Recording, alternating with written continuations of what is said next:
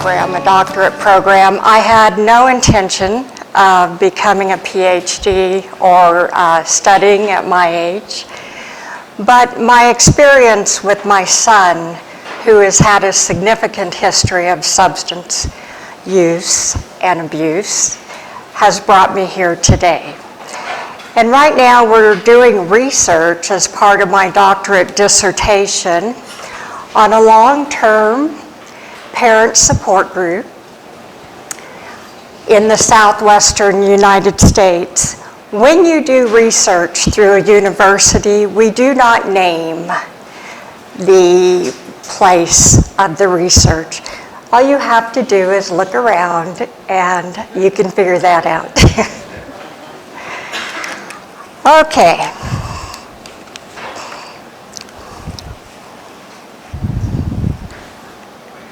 Oops, wrong way.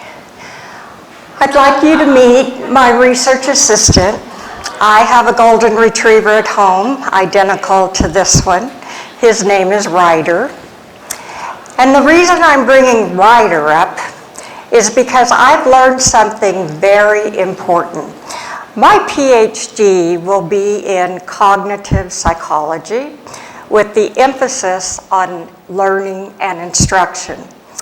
And Ryder has taught me how important it is to listen to your body, your circadian rhythm, your wake and sleep styles. At 5:30 in the morning, I have a paw. It's breakfast time. And if I don't get right up and attend to his need, he's barking.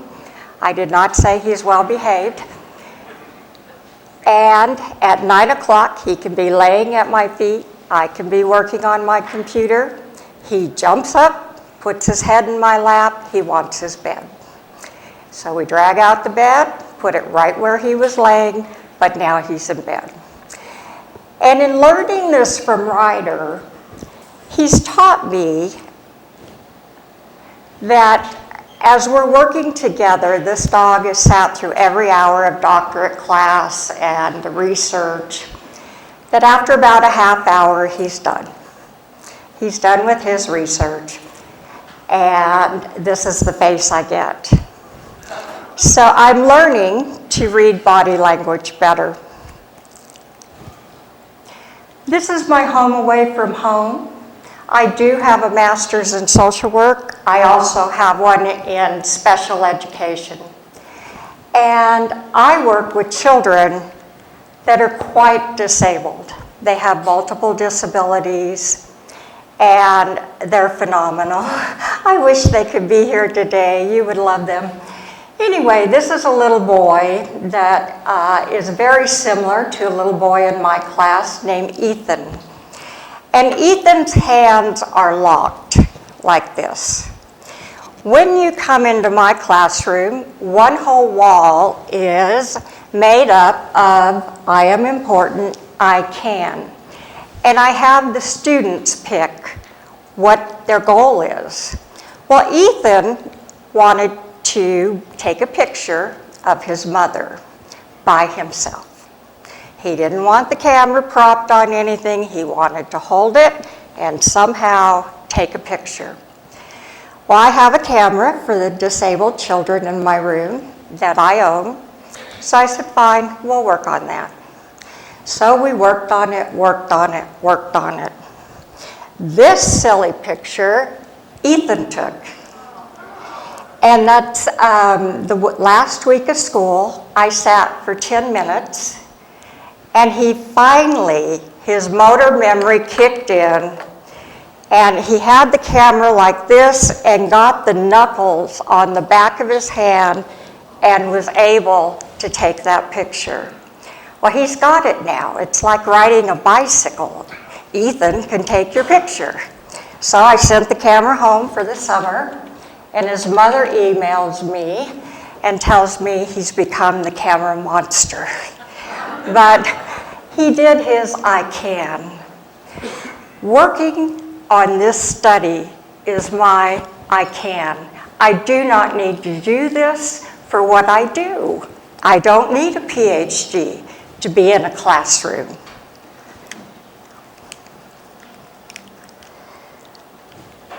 So how did we get to the point at my age that I'd say, okay, I'll put myself through this? There's four life events. My mother died when I was born, and I'm adopted into a wonderful Irish family. And I had an uncle that had a severe problem with alcohol that came to live with us. And I just always remember him being there. He went through AA, and every morning when we talk about our circadian rhythm, my uncle and I were up early, and no one else in the family was. He would drink his coffee. He taught me the Serenity Prayer at a very young age. He'd read his big book. And I remember at night, the phone ringing, and I'd hear him go down the steps, and I knew he was going out to help another alcoholic. He had been sober over 30 years when he died. But he taught me the importance to have a respect for an individual in their alcoholic state and in their sober state. And he told me stories of things he did when he was drinking, and I would say to him, "Oh no, that's not you." And he'd say it was when I was drinking. So he gave me my first introduction to what it might be like to live with someone with an alcohol problem. Then high school graduation. I had two best friends from kindergarten all through our senior year, and they gave us some type of a career profile. What do you want to do when you grow up? So the three of us took it. We had appointments with our high school counselor, and my male friend, James, went in first.